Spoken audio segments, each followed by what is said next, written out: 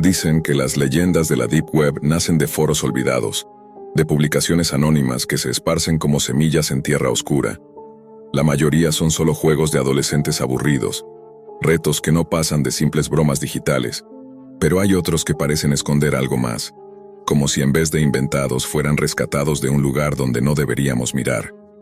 Uno de esos relatos es conocido como El desafío del ascensor, un juego que comenzó a circular en los rincones más turbios de Internet a inicios de la década del 2010. El mito era sencillo de explicar, pero inquietante en su trasfondo. Bastaba con encontrar un edificio de más de 10 pisos, entrar solo al ascensor en plena noche y presionar una combinación precisa de botones. Según la secuencia, al llegar al 10º piso no deberías bajar. El ascensor se movería por voluntad propia, llevándote a un espacio que no figuraba en los planos, a un piso que no existía en el mundo real. Allí, de acuerdo con la leyenda, se aparecía una mujer, una figura que jamás debías mirar ni hablarle. La historia que voy a contarte no es una simple recreación de foros ni un creepypasta reciclado. Es el testimonio de alguien que lo intentó. Un chico de apenas 20 años que en medio de un viaje se hospedó en un hotel céntrico y barato, el tipo de lugar en el que nadie hace preguntas. Su nombre, para protegerlo, no lo repetiré más de una vez: Daniel. Daniel había leído sobre el desafío en un hilo enterrado en un tablero anónimo de la Deep Web. Entre fotos pixeladas y testimonios inconexos, alguien aseguraba que había estado allí y que jamás volvió a dormir igual. La curiosidad, esa chispa que a veces nos condena, le ganó. Esa misma noche, a las 2 de la madrugada, bajó al vestíbulo del hotel. El recepcionista dormía en su silla, y el silencio del lugar le dio la certeza de que nadie lo interrumpiría. El ascensor estaba iluminado por una luz amarillenta que parpadeaba a intervalos, como si adivinara lo que estaba a punto de ocurrir. Daniel respiró hondo y comenzó la secuencia que había memorizado. Presionó el 4, luego el 2, después el 6, cada número con la precisión de quien marca un ritual. El aparato subía y bajaba obedeciendo, pero algo extraño ocurrió al llegar al 10º piso. Las puertas se abrieron a un pasillo vacío, totalmente en penumbras. Un aire frío, húmedo, como de sótano abandonado, entró en el cubículo. Daniel sintió un escalofrío, pero recordó la regla: no debía bajar todavía. El ascensor cerró las puertas sin que él hiciera nada y siguió su ruta, esta vez con un temblor metálico en su estructura. Fue entonces cuando ocurrió. En el reflejo del espejo lateral del ascensor, Daniel juró haber visto un mechón de cabello largo, oscuro, colgando en la esquina, como si alguien invisible estuviera allí con él. El corazón se le aceleró, pero no se movió. Cuando las puertas finalmente se abrieron de nuevo, no era el lobby ni ningún piso conocido. Lo que vio fue un pasillo interminable, iluminado por luces blancas que chisporroteaban, como de hospital abandonado. El silencio era tan denso que podía escucharse el zumbido eléctrico de las lámparas. Y allí estaba ella, una mujer de cabello negro, largo, desordenado, de pie al final del corredor. Su vestido parecía húmedo, como si hubiese salido de un lago. No se movía, pero Daniel sintió que lo observaba. Recordó las instrucciones. No debía mirarla directamente, no debía hablarle. Bajó la vista al suelo, temblando, esperando que las puertas se cerraran por sí solas. El ascensor tardó demasiado en responder. El tiempo se estiraba como si alguien jugara con él. El aire se volvió pesado y un olor metálico, parecido al hierro oxidado, lo envolvió. Entonces escuchó pasos, lentos, arrastrados, acercándose desde el pasillo. Daniel apretó el botón de cerrar puertas con desesperación. El ascensor tardó, chirrió, pero al fin obedeció. El último instante que alcanzó a ver, sin querer, fue un mechón de aquel cabello negro atrapado entre las puertas, deslizándose hacia adentro. Desde esa noche, Daniel asegura que nunca volvió a estar solo. Al regresar a su habitación creyó que lo había imaginado, un susto más alimentado por la sugestión de foros oscuros. Pero cuando apagó la luz y se acostó escuchó algo imposible de ignorar. Una respiración lenta, ajena, debajo de su cama. Los días siguientes se convirtieron en un descenso a la paranoia. Al despertar, encontraba cabellos largos en la almohada, en el lavabo, en el interior de su maleta. A veces, en la madrugada, el colchón se hundía como si alguien invisible se recostara a su lado. Daniel comenzó a temer dormir, porque cada vez que cerraba los ojos, la veía en sueños. La mujer del pasillo, inmóvil, pero más cerca, cada noche más cerca. Lo que empezó como un reto de internet, un simple juego, pronto se transformó en una invasión silenciosa de su vida. Daniel juraba escucharla incluso en lugares donde no podía estar. Un suspiro dentro del ascensor de su universidad, el roce de cabello en la ventana del autobús, el reflejo de una figura quieta en los cristales oscuros de los pasillos. El límite entre el sueño y la vigilia se quebró. Ya no sabía en qué momento estaba despierto y en cuál seguía dentro de aquel piso imposible. Una madrugada, incapaz de soportarlo, encendió todas las luces de su cuarto, convencido de que así espantaría la presencia. Pero lo que encontró fue peor. En el espejo del baño había una palabra escrita con vapor, aunque la ducha nunca se había encendido. La palabra era simple, brutal: mírame. Y esa fue la primera vez que Daniel entendió que no podía escapar. Daniel intentó convencerse de que aquello era solo su mente jugándole una mala pasada. Había leído demasiadas historias, había alimentado demasiado su imaginación, pero cada intento de lógica se quebraba cuando abría los ojos en medio de la madrugada y veía cabellos negros colgando desde el borde del colchón. Una noche, extenuado y con ojeras profundas, tomó la decisión de enfrentar lo que fuera que lo perseguía. No soportaba más las respiraciones, los susurros, ni la sensación de que la cama estaba ocupada por alguien más. Se levantó, encendió su celular para usarlo como linterna, y con un pulso tembloroso se inclinó para mirar debajo del colchón. El haz de luz iluminó el suelo vacío, pero el aire estaba denso, inmóvil, como si contuviera un secreto. Daniel tragó saliva, convencido de que no encontraría nada. Sin embargo, cuando levantó la mirada hacia el espejo del armario, comprendió el error fatal. Ella no estaba debajo de la cama, estaba detrás de él. El reflejo mostró a la mujer erguida, su rostro oculto por el cabello empapado, los brazos colgando a los lados como marionetas rotas. La respiración lenta y húmeda llenó la habitación. Daniel giró bruscamente, pero la habitación estaba vacía. El corazón le golpeaba el pecho con tanta fuerza que sintió que se iba a desmayar. A partir de esa noche, los sueños dejaron de ser sueños. Daniel despertaba en pasillos interminables, idénticos al del piso imposible, con las lámparas parpadeando y el eco de sus propios pasos multiplicándose. Siempre estaba ella al fondo, siempre inmóvil, pero cada vez que pestañeaba aparecía un poco más cerca, como si el espacio mismo se plegara para empujarla hacia él. Desesperado, buscó ayuda en los mismos foros de donde había aprendido el desafío. Escribió su experiencia con lujo de detalles, rogando por alguien que le dijera cómo revertirlo. La mayoría se burló, lo llamaron mentiroso, un simple role player más. Pero hubo un comentario sin nombre ni avatar que le heló la sangre.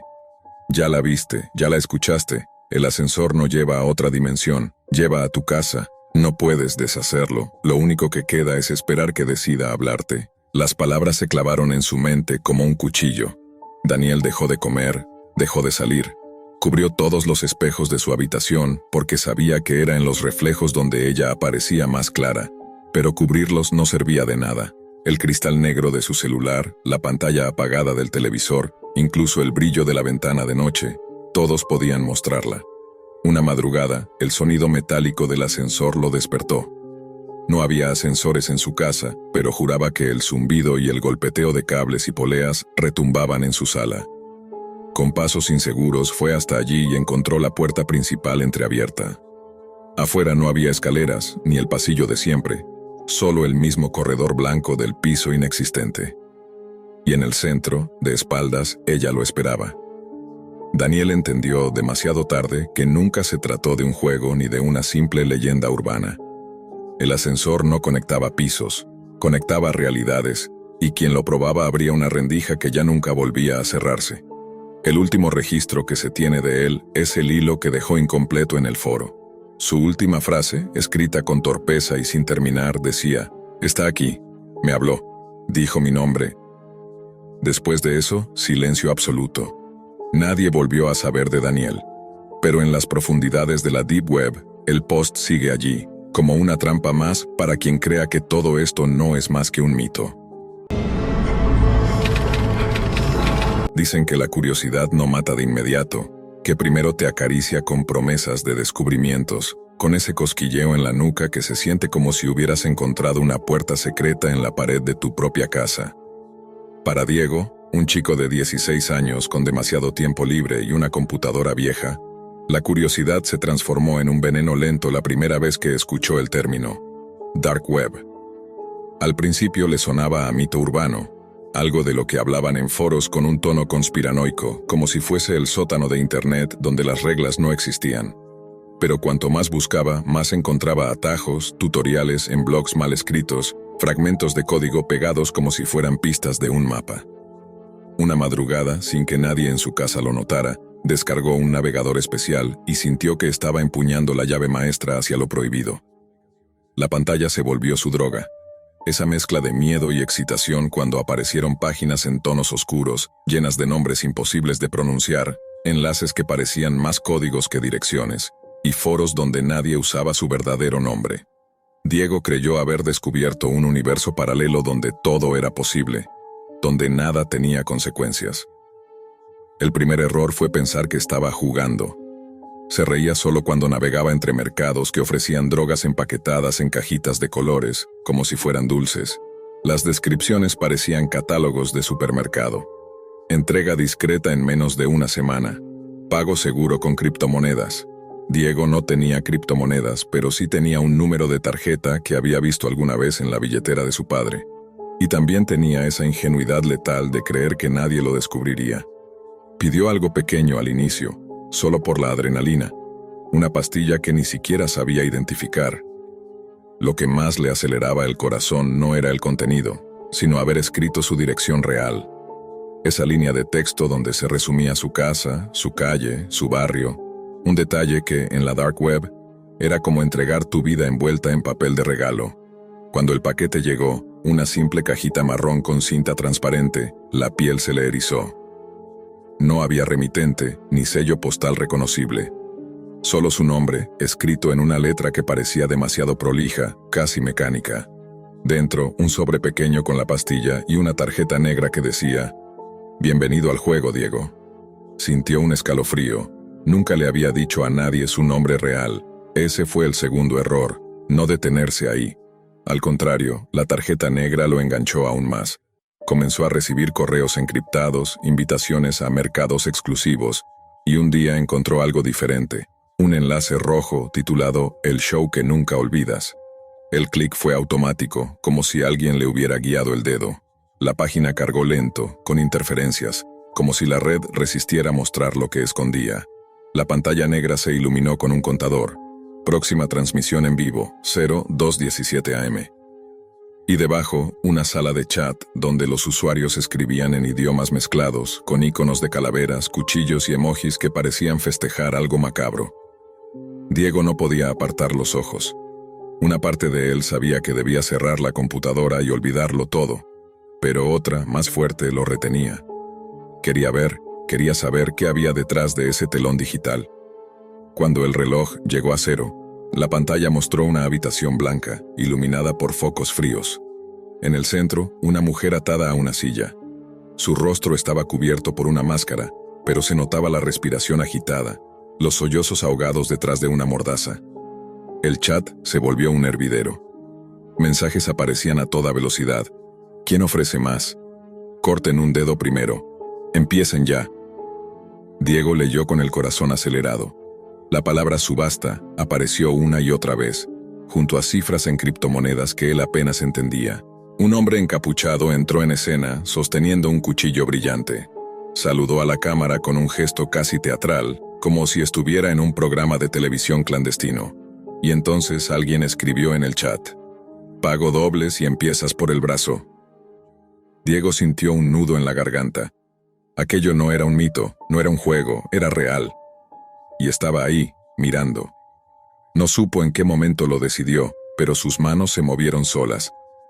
Usó los pocos bitcoins que había robado de una billetera electrónica que encontró en el ordenador de un cyber. Escribió: «Detengan todo, pago por liberarla». El chat enloqueció. Los otros usuarios lo insultaban, lo llamaban héroe barato, niño moralista.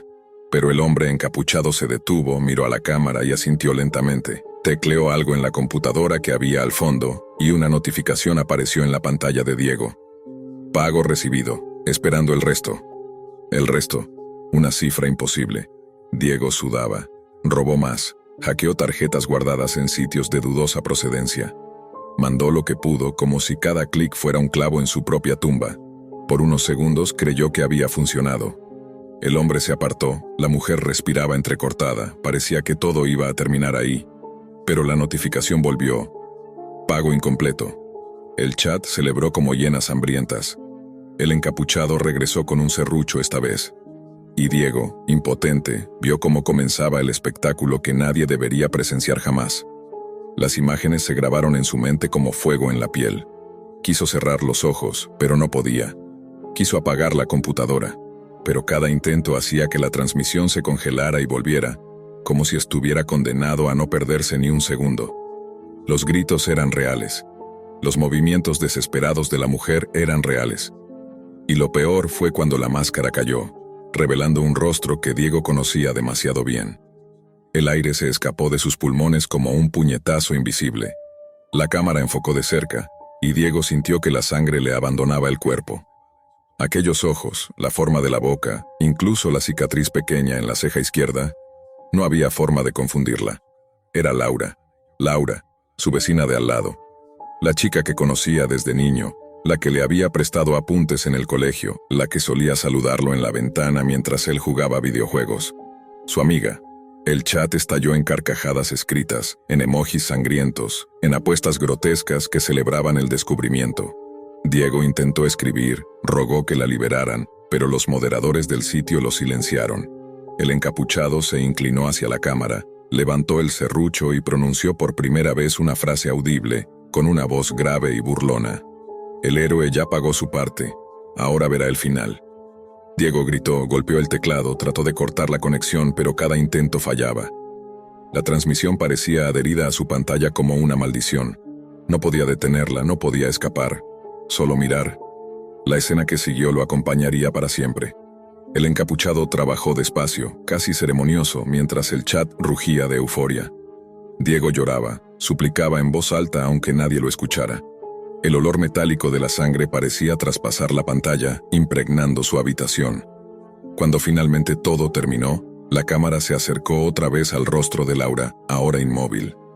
En la pared, detrás de ella, un mensaje apareció escrito con pintura roja fresca. Esto empezó con tu dirección, Diego, ahora sabemos dónde vives. La transmisión se cortó. La pantalla quedó en negro. El silencio de la madrugada se volvió insoportable, roto solo por el latido frenético en su pecho. Diego apagó la computadora, pero no sirvió de nada. Minutos después, un golpe seco resonó en la puerta de su casa. Otro, y otro más, cada vez más fuerte, hasta que la madera crujió como si fuese a romperse. Una voz, la misma del encapuchado, susurró desde el otro lado.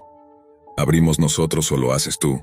Diego entendió demasiado tarde que en la dark web no hay espectadores inocentes, solo víctimas en lista de espera. Hay un silencio en el sótano que te congela la sangre antes de que puedas siquiera reconocerlo. No es un silencio ordinario, sino uno que pesa, que se arrastra por las paredes húmedas y te envuelve como un manto de plomo. El aire huele a moho y a metal oxidado, mezclado con algo más oscuro, imposible de identificar. Algo que promete que la muerte no será rápida. Cada paso que había dado para salir de aquella pesadilla lo había acercado a lo que ahora enfrentaba. La cámara frente a él, fría, implacable, observándolo todo. Y detrás de esa cámara figuras en sombras, desconocidas, sin rostro, pero con la certeza de que su poder era absoluto. Recordó la primera vez que había entrado en el Red Room. La curiosidad lo había arrastrado como un insecto hacia la luz de la pantalla. Allí su madre aparecía, atada y llorando, y el rostro de quienes controlaban la transmisión era tan familiar como el de los peores demonios que uno pueda imaginar. Esa noche aprendió la lección que nadie quisiera aprender. La Deep Web no es solo un lugar para mirar, es un lugar donde se decide quién vive y quién se convierte en espectáculo. Pero nada lo preparó para esto, para que él mismo fuera la mercancía, el objeto de la misma mirada que alguna vez había compartido desde su asiento seguro frente a un monitor.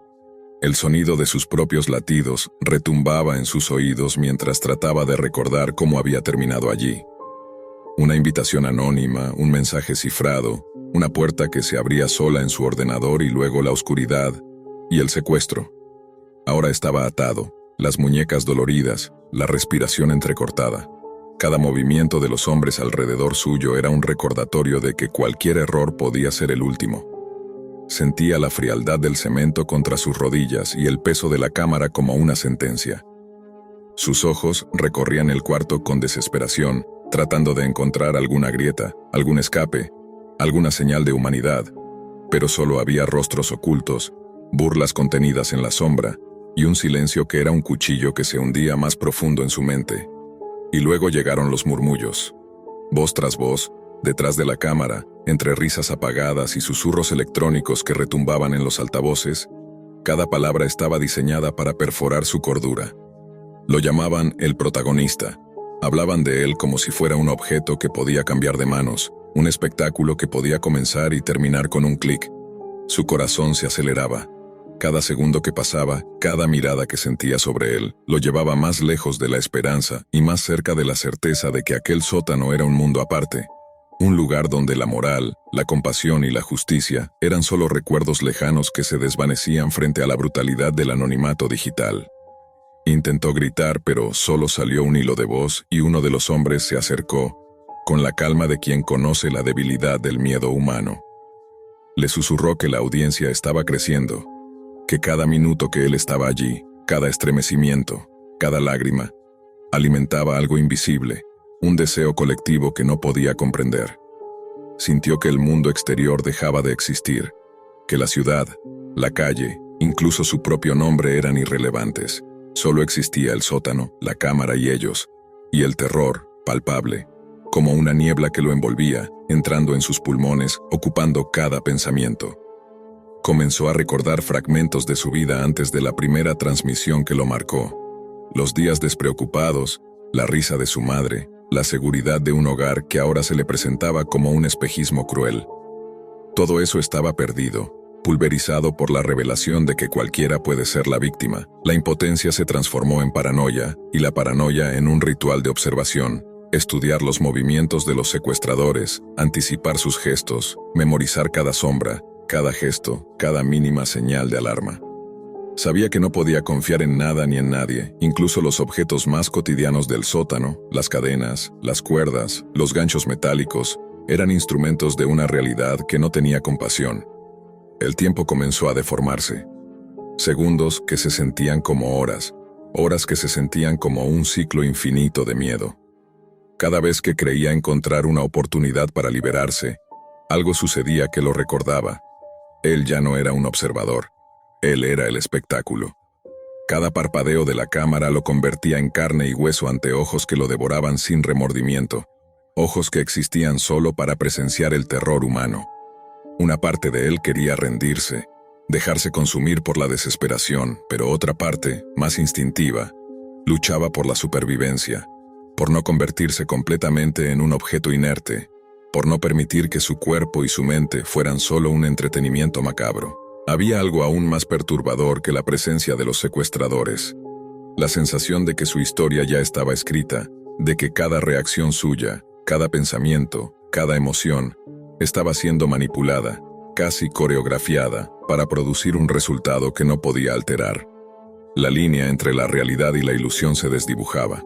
A veces juraba escuchar la risa de su madre, no como recuerdo, sino como eco del Red Room, una advertencia que le decía que nadie, absolutamente nadie, estaba a salvo de la mirada invisible de quienes se escondían detrás de la pantalla. El sótano parecía cerrarse aún más, como si sus paredes respiraran, absorbiendo cada intento de resistencia. La cámara lo filmaba desde un ángulo que no podía evitar, y los hombres en sombras se movían de manera sincronizada. Un ritual silencioso que lo reducía a algo que no había imaginado. Un elemento más de un mundo que él había creído solo digital, lejano, pero que ahora palpitaba con una violencia tangible, con un horror que se sentía en la carne. Cada parpadeo, cada gota de sudor, cada respiración, era parte de un espectáculo en el que no podía decidir ser actor o espectador. El pensamiento que lo perseguía con más intensidad era simple y aterrador. En cualquier momento, cualquier persona podía ser arrastrada al mismo sótano, transformada en protagonista de su propia pesadilla. Y él lo sabía. Lo había visto antes, lo había experimentado, y ahora estaba atrapado, consciente de que la Deep Web no perdona, que el miedo es el combustible de su maquinaria silenciosa, que la línea entre mirar y ser mirado puede desaparecer con un solo clic. El tiempo en el sótano se volvió una pesadilla líquida. Cada segundo se estiraba y retorcía. Cada respiración se sentía como arena cayendo en un reloj que nadie había puesto. Sus captores lo observaban con calma inhumana, como si su sufrimiento fuera parte de un experimento, y la cámara grababa cada temblor, cada parpadeo, cada pequeño intento de conservar la cordura. Entonces, algo cambió. La puerta del sótano crujió, y una pantalla en la pared parpadeó mostrando rostros desconocidos que lo miraban con hambre digital. La transmisión había comenzado, y ahora él ya no podía mirar ni pensar. Era visto, juzgado, consumido. Un escalofrío recorrió su espalda cuando comprendió que no había escapatoria. Los murmullos detrás de la cámara se transformaron en un coro grotesco de órdenes y risas. Cada movimiento suyo era anticipado, cada reacción medida. Intentó gritar, pero su voz se perdió en el eco del sótano. Los hombres en sombras comenzaron a acercarse, como si danzaran en un ritual siniestro, y el protagonista entendió que la cámara no solo registraba, sino que dictaba su destino. Era un espectáculo en vivo, y la audiencia invisible era insaciable. El miedo lo volvió instintivo. Se debatía, luchaba con las cuerdas, movía el cuerpo, intentando encontrar alguna rendija de libertad, pero cada esfuerzo era inútil. Sentía el frío del cemento, el roce metálico de las cadenas y el latido de su propio corazón resonando como un tambor que anunciaba su sentencia. La cámara lo seguía en cada movimiento, capturando la desesperación, y él comprendió algo peor que la muerte. La inmortalidad de su terror, la certeza de que cada gesto sería repetido y observado una y otra vez por ojos anónimos que no sabían de piedad. Y entonces, algo rompió la monotonía de la angustia. Un silencio absoluto, pesado, tan profundo que parecía absorber los sonidos mismos. Los hombres en sombra se detuvieron, y la cámara permaneció fija, enfocando su rostro. Fue en ese instante cuando comprendió la verdad más terrible. No había quien lo salvase. Nadie más que la audiencia invisible, nadie más que las figuras tras la pantalla, tenía el control. Todo lo que conocía, todo lo que había amado, todo lo que creía seguro, desapareció. La Deep Web no era un lugar para mirar desde la seguridad de un monitor. Era un mundo donde cualquiera podía ser arrastrado a la oscuridad en un instante, donde la línea entre espectador y víctima se desvanecía hasta no existir. El protagonista, exhausto, con la piel pegada al sudor y el miedo grabado en cada músculo, dejó que su mente recorriera los recuerdos de su madre, su primer contacto con la transmisión, los murmullos que lo habían perseguido desde entonces. Todo convergía en un único pensamiento. El sótano no era solo un lugar físico, sino un símbolo de la inevitabilidad de la violencia digital, de la manera en que la curiosidad humana puede volverse contra uno mismo de manera irrevocable. Con un último parpadeo, comprendió que ya no importaba luchar ni razonar. La cámara capturaba su resignación. La audiencia invisible celebraba el horror como un espectáculo, y los hombres en sombras se retiraron lentamente, dejándolo solo en la penumbra, consciente de que su destino ya no dependía de él. Su mirada se perdió en la pantalla que proyectaba su propio miedo, y por primera vez entendió con claridad aterradora algo que siempre había temido. En la Deep Web, cualquiera puede pasar de observar a ser observado, de testigo a protagonista de la más absoluta pesadilla. Y él estaba atrapado en el sótano, un peón en un juego que no tenía reglas, un rostro entre miles en la interminable red de horror digital, donde nadie escucha tus gritos y nadie responde a tu súplica. En ese instante, mientras el frío del cemento se apoderaba de su cuerpo y la oscuridad lo envolvía por completo, comprendió que el verdadero terror de la Deep Web no está en las imágenes que ves, sino en la certeza de que, en cualquier momento, tú puedes ser la próxima historia que alguien más observe. Su mente se apagó lentamente, no en la muerte física, sino en la certeza de que nunca volvería a ser libre, porque ser protagonista en un Red Room no es un accidente, es una sentencia, Hay imágenes que nunca deberían existir, y hay videos que uno desearía nunca haber visto. Corrían los años 2000, y en los rincones más ocultos de la Deep Web circulaba un archivo que pocos podían abrir sin sentir un nudo en el estómago. Nadie sabía quién lo había subido, y mucho menos con qué intención, pero lo que se veía era perturbador. Un vagabundo, desaliñado, sucio, con ojos que parecían vacíos, corriendo detrás de un hombre que cruzaba un callejón olvidado de la ciudad. El movimiento del vagabundo era extraño, antinatural. Sus pasos no parecían amortiguados por la tierra, sino que flotaban sobre ella, casi como si el suelo mismo temiera sostenerlo. Yo, como narrador, no debería estar contando esto. Debería haberme alejado cuando vi por primera vez esas imágenes, pero algo dentro de mí, una mezcla de curiosidad y miedo, me empujó a seguir. En la pantalla, el hombre corría sin mirar atrás, ignorando que estaba siendo perseguido por algo que no pertenecía completamente a este mundo. Cada respiración del vagabundo parecía mecánica, calculada, y sus movimientos se sincronizaban con una precisión imposible para un ser humano. Luego llegaron los vigilantes. Se trataba de hombres encapuchados, con uniformes negros que absorbían la poca luz del callejón. Uno de ellos gritó algo ininteligible y sacó un dispositivo extraño que emitía un zumbido penetrante. Fue en ese instante que todo se volvió grotesco y final. El vagabundo explotó. No cayó al suelo, no gimió. Simplemente se desintegró en un estallido que dejó un vacío insoportable en la pantalla. Fragmentos de lo que parecía piel y ropa salpicaron los bordes de la toma mientras la cámara temblaba, capturando cada instante de horror. Años después, cuando la teoría empezó a circular entre los investigadores y conspiradores de la Deep Web, se sugirió algo aún más perturbador. Aquel vagabundo nunca había sido humano. Era un dron, una máquina biológica diseñada para perseguir y exterminar testigos en áreas remotas. Los ojos vacíos, la forma de correr, incluso la explosión final, todo estaba planeado para engañar a quien mirara, para hacer que el mundo creyera que era un accidente, un suicidio o un incidente aislado.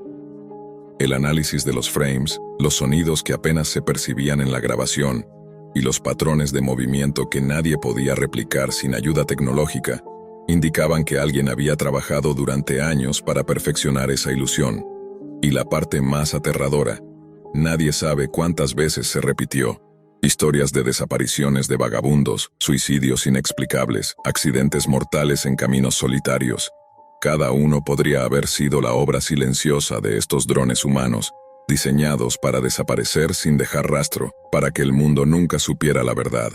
Lo más inquietante es que, al ver nuevamente la grabación, uno empieza a notar detalles que antes pasaban desapercibidos. Las sombras que se movían detrás de los edificios, los reflejos extraños en los charcos de agua, y la forma en que el vagabundo parecía anticipar cada movimiento del hombre que corría. Es como si estuviera controlado por una inteligencia que no entendemos, un mecanismo de vigilancia que había estado allí mucho antes de que existiera Internet como lo conocemos. Y luego está la sensación, esa que no desaparece ni cuando apagas la computadora, que alguien, en algún lugar, podría estar observándote ahora mismo, siguiendo tus pasos, y que lo que ves en la pantalla no es un simple video perdido, sino un aviso de que el mundo no es lo que parece, que en los rincones olvidados de la ciudad y en las profundidades de la red existen seres o máquinas capaces de todo. Cada vez que pienso en ese video, en ese vagabundo corriendo y en los vigilantes que nunca explicaron nada, siento un escalofrío que no se quita. Porque la verdad, lo que nadie se atreve a admitir en voz alta, es que quizás nunca supimos diferenciar entre lo humano y lo mecánico, entre la vida y la ilusión que alguien diseñó para matar sin dejar huella. Y mientras la Deep Web sigue guardando sus secretos, uno no puede evitar preguntarse, ¿cuántos de esos accidentes realmente fueron inevitables? ¿Y cuántos fueron solo el resultado de un plan meticuloso que aún se desarrolla, silencioso detrás de nuestras sombras? Durante semanas no pude dejar de pensar en aquel video. Lo revisé una y otra vez, cuadro por cuadro, buscando respuestas, intentando comprender cómo algo así podía existir. Empecé a notar patrones que antes pasaban desapercibidos. Los pasos del vagabundo seguían trayectorias geométricas perfectas, casi como si un algoritmo invisible dictara sus movimientos. Los reflejos de luz en su rostro parecían LEDs diminutos, y la explosión final tenía un ritmo que recordaba más a la detonación de un dispositivo fabricado que a cualquier cosa biológica.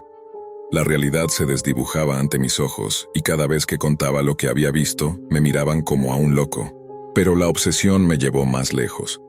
Comencé a buscar registros de desapariciones inexplicables en áreas aisladas, accidentes que los periódicos apenas cubrían, relatos de personas que simplemente se desvanecieron. Cada historia encajaba con el patrón. Alguien caminando solo, una presencia extraña que lo seguía, y luego la desaparición. No había cuerpos, no había pruebas, solo la certeza de que algo acechaba desde las sombras y que los gobiernos, las agencias y grupos secretos habían aprendido a ocultarlo todo. Una noche, mientras revisaba antiguos foros de la Deep Web, recibí un mensaje privado. Solo un enlace y un mensaje que decía: si quieres entender, míralo hasta el final, pero no digas que yo te lo envié. Mi corazón latía a 1000 por hora mientras abría el archivo. La imagen era borrosa al principio, luego el vagabundo apareció, pero esta vez no estaba solo. Otros humanos corrían por la calle, confundidos, aterrados, y tras ellos, una decena de figuras similares al vagabundo los perseguía. Cada uno explotaba en secuencia cuando era interceptado, dejando un silencio inquietante, roto solo por el zumbido mecánico de los drones. Lo que me golpeó fue la escena final. Un hombre que parecía un civil común se dio vuelta y me miró directamente a mí, a través de la pantalla, con los ojos vacíos y calculadores. Y entonces entendí. No era solo un video perdido de los años 2000. Era un aviso, una prueba de que lo que habíamos creído humano podía ser reemplazado, manipulado y utilizado como arma. Mi respiración se detuvo cuando vi cómo el hombre en la pantalla se acercaba lentamente, con la precisión antinatural de los vagabundos, y cómo el mundo a mi alrededor parecía desvanecerse, como si estuviera siendo absorbido dentro de la grabación. Ese fue el momento en que comprendí la peor verdad. Nunca supimos que era real. Que cada figura solitaria que vimos en un callejón, cada desaparición sin explicación, cada accidente extraño, podía ser parte de un experimento silencioso, diseñado para que la humanidad aceptara lo imposible como rutina.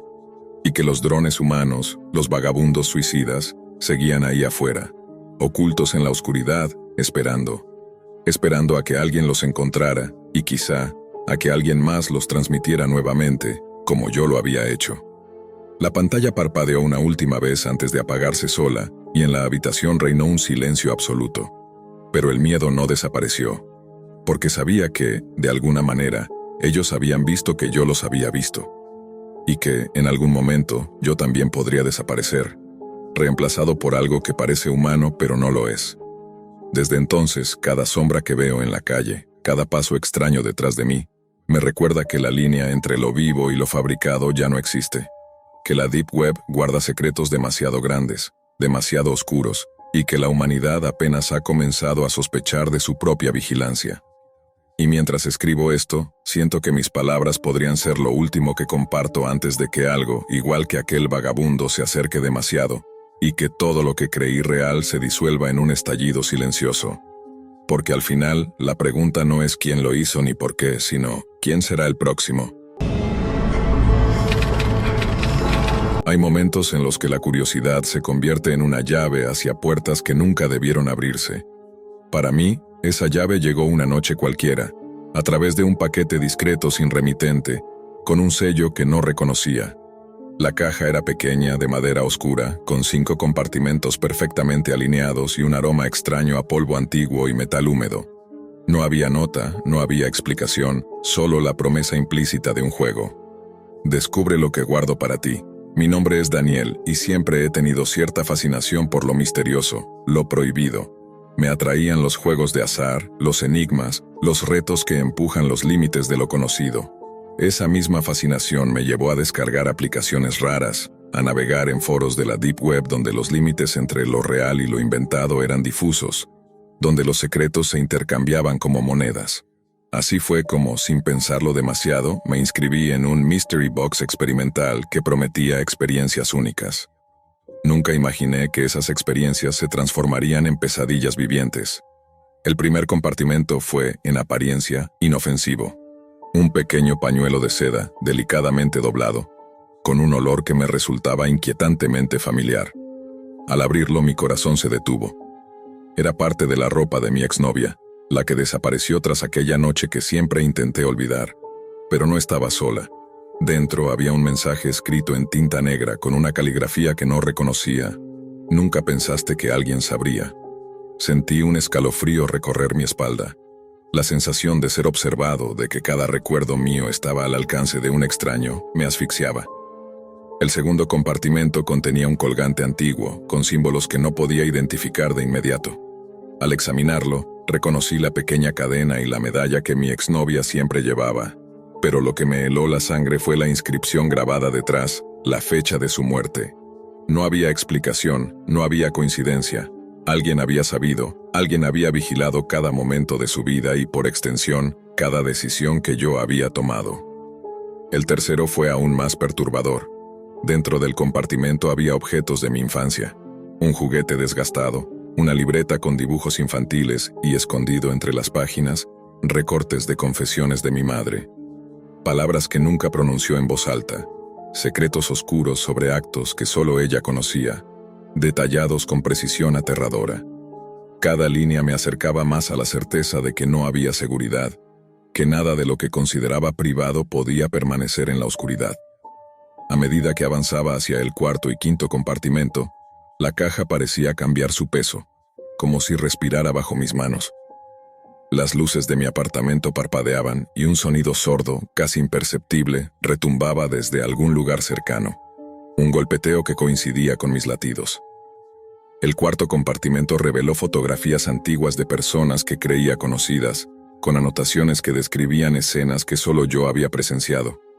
Cada imagen era un espejo distorsionado de mi memoria, un recordatorio de que mi vida estaba completamente expuesta. El quinto compartimento fue el más aterrador de todos, aunque su contenido parecía, a simple vista, trivial. Un llavero con una llave diminuta. Pero cuando lo sostuve, comprendí su significado. Esa llave abría algo que no podía localizar aún, un último secreto reservado, una amenaza silenciosa que se cernía sobre mí. La caja me había mostrado mi pasado, mi presente, mis vínculos más íntimos, y ahora insinuaba que mi futuro estaba en manos de alguien más. Intenté racionalizar, buscar explicaciones lógicas, hackers obsesivos, bromas elaboradas, coincidencias imposibles. Pero la certeza era aplastante. Cada detalle, cada objeto, cada mensaje, estaba calibrado para mí. Sentí que la habitación se cerraba a mi alrededor, que las sombras adoptaban formas conocidas, que mi reflejo en el espejo no me pertenecía del todo. La caja no solo contenía secretos, contenía vigilancia, control, un recordatorio de que la privacidad era un lujo que yo jamás había tenido. No dormí esa noche. Escuchaba pasos, susurros y el roce de algo moviéndose entre las paredes.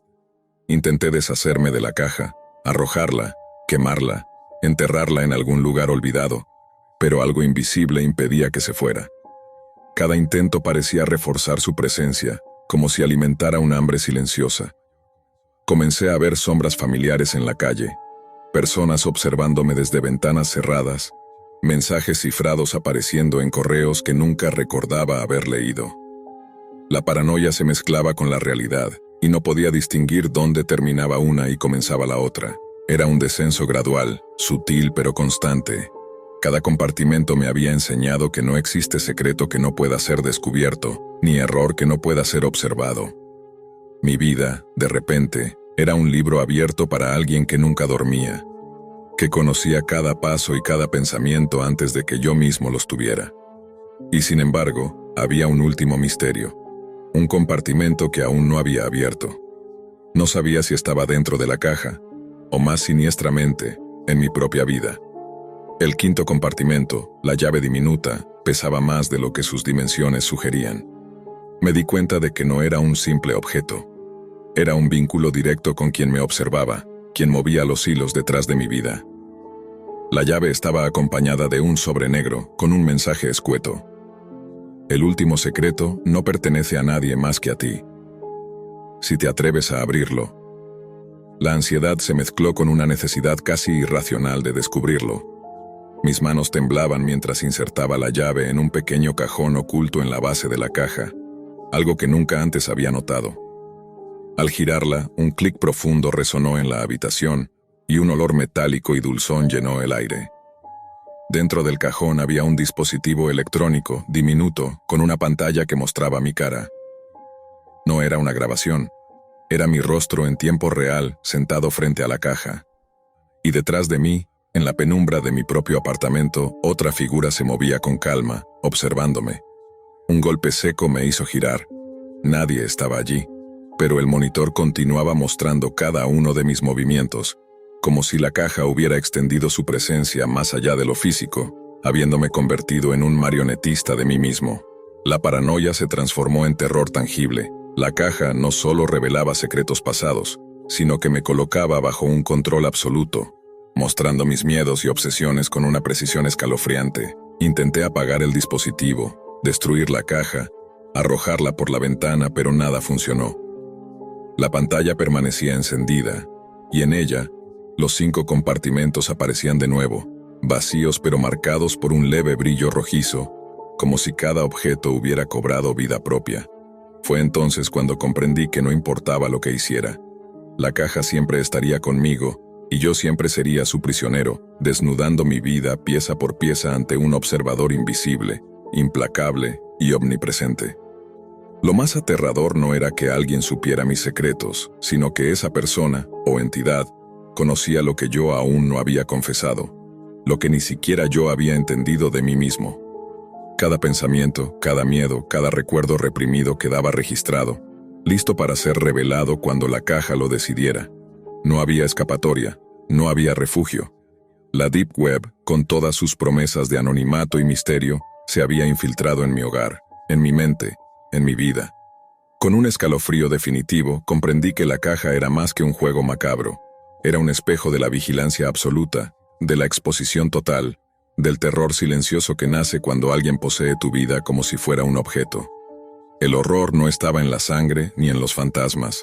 Estaba en la certeza de que nunca estaría solo, de que cada secreto sería desvelado, de que la caja siempre tendría la última palabra.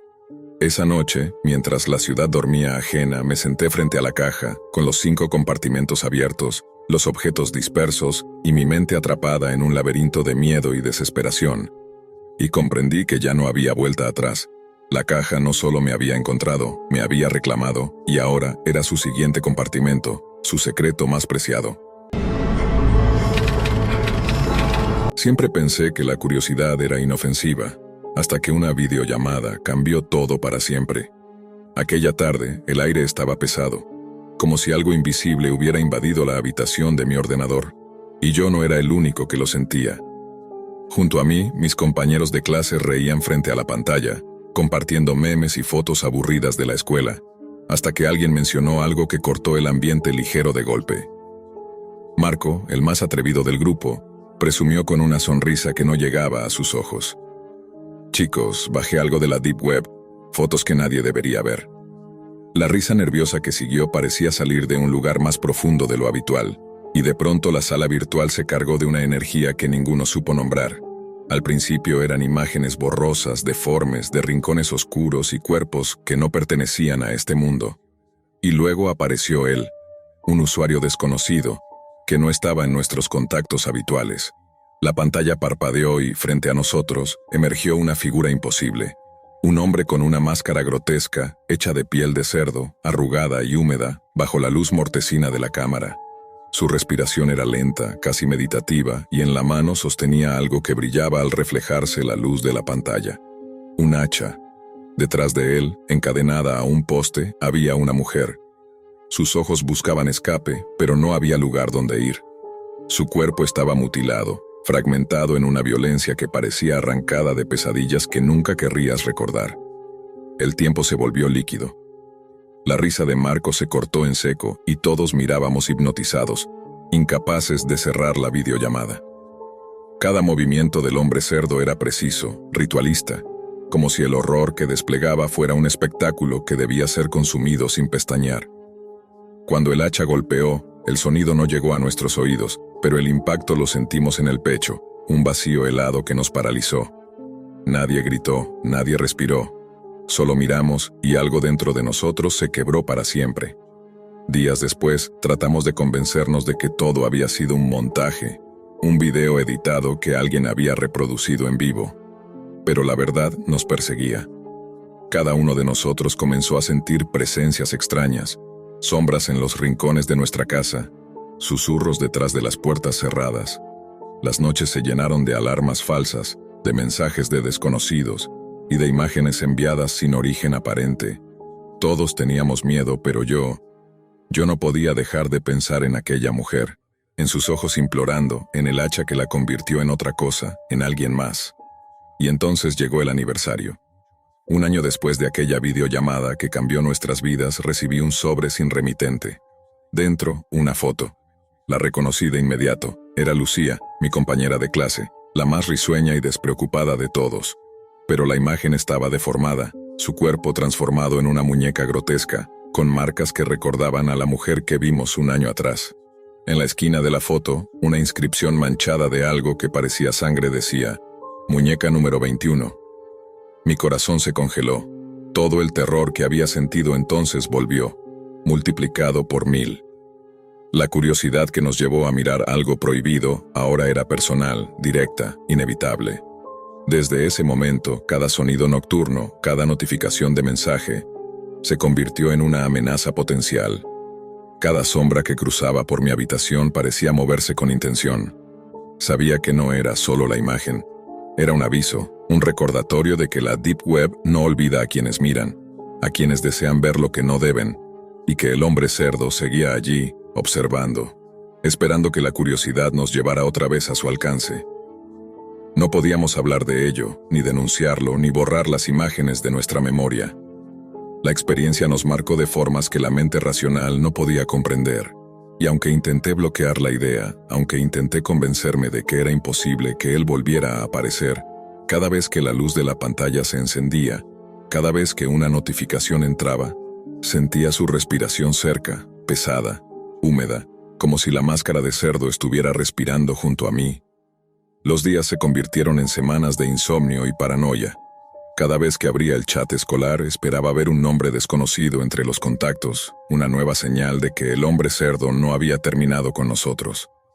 Mis compañeros desaparecieron uno a uno del grupo. Algunos simplemente dejaron de contestar, otros desaparecieron de la escuela sin explicación, como si la vida los hubiera borrado.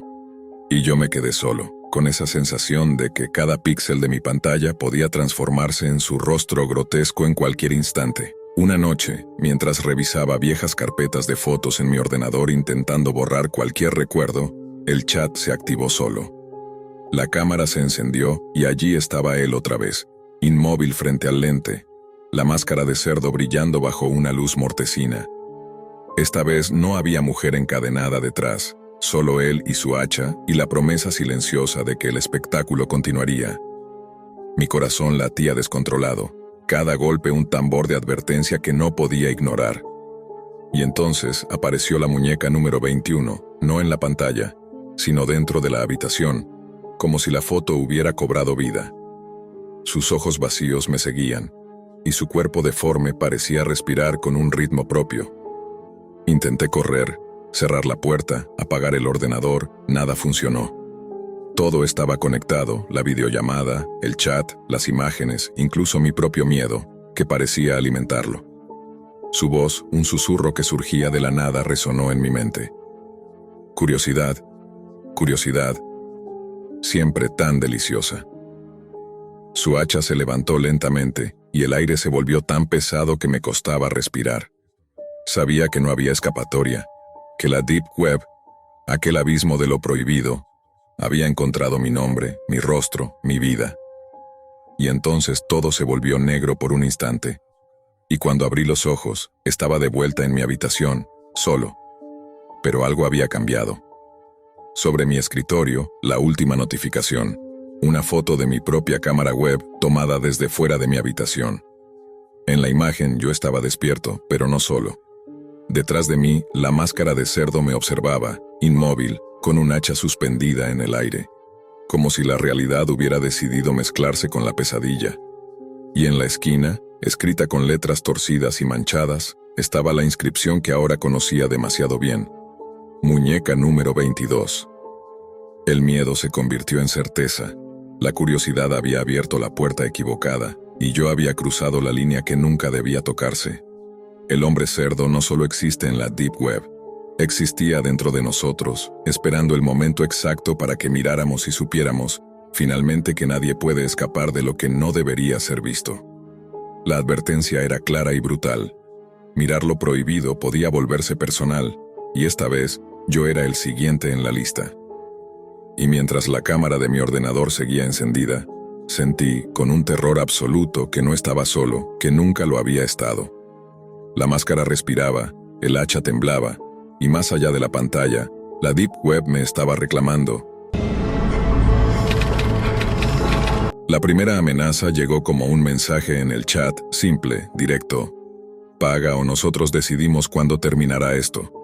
Al principio pensó que era un error, un intento de asustarlo, pero la evidencia era imposible de ignorar.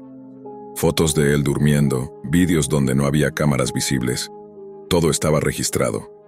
Su corazón latía desbocado mientras la realidad se doblaba sobre sí misma. La broma que hizo había abierto una puerta que nunca se podía cerrar. Intentó desconectar. Apagó el computador, rompió su teléfono, se mudó a otra ciudad sin dejar rastro. Creyó que desaparecer lo salvaría, pero los mensajes continuaban. Cada notificación de correo, cada llamada desconocida, cada mensaje anónimo, era un recordatorio. Sabían dónde estaba, sabían quién era, y lo estaban observando constantemente. Incluso los objetos más cotidianos comenzaron a parecer amenazantes. Sombras que no coincidían con la luz, coches que siempre pasaban frente a su ventana, pasos que no podía explicar. La paranoia lo devoraba. Sus noches se convirtieron en vigilias interminables, revisando cada sonido, cada sombra, cada vibración de su teléfono.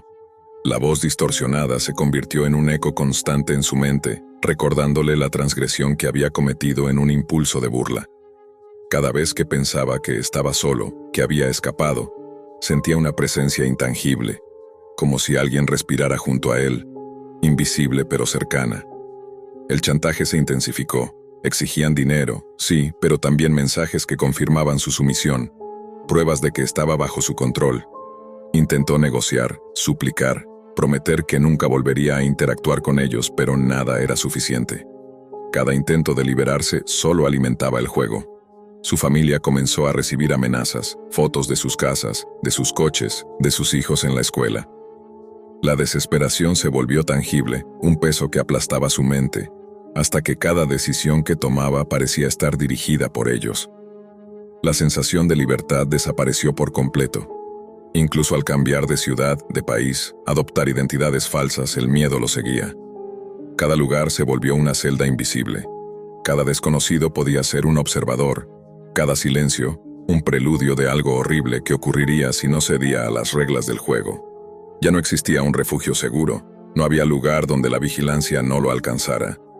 Lo que comenzó como una broma, un comentario absurdo, lo había convertido en un esclavo de la red, atrapado en un laberinto sin salida.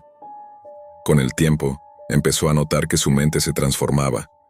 La ansiedad constante, la vigilia interminable, la certeza de que cualquier error podría costarle la vida a él o a sus seres queridos, lo habían cambiado.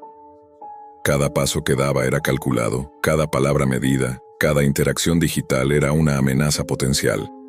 La vida misma se había convertido en un acto de supervivencia. La confianza, un lujo imposible. Incluso el simple acto de dormir se convirtió en un riesgo, porque podían aparecer en cualquier momento, recordándole que la cámara invisible siempre estaba ahí, observando, esperando, juzgando. Finalmente entendió la terrible verdad. No había manera de escapar. La Deep Web no solo mostraba horrores, creaba prisiones invisibles, tejidas con datos personales, miedo y control psicológico. Él había participado, aunque fuera por curiosidad o por broma, y ahora pertenecía al sistema. Cada vez que un desconocido aparecía en su vida, cada vez que un número desconocido llamaba, cada vez que un correo extraño llegaba, la certeza se hacía más clara. Ya no existía salida, ni redención, ni tregua. Solo había un ciclo interminable de miedo, vigilancia y sumisión. Su vida se había convertido en una existencia fragmentada, un hilo suspendido entre la rutina y la paranoia.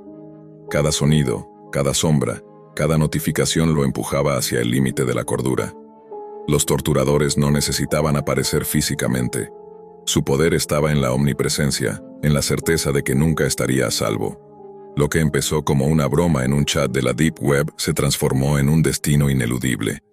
Vivir eternamente con la certeza de que la red nunca olvida, que la curiosidad tiene un precio, y que quien mira desde la distancia puede en un instante convertirte en la siguiente víctima. El último pensamiento que lo acompañó cada noche fue siempre el mismo. No hay escape, no hay salvación, y nunca volverás a ser libre. Su vida ya no le pertenecía. Ahora era solo un juego de sombras, datos y miedo, una prisión invisible de la que jamás podría salir.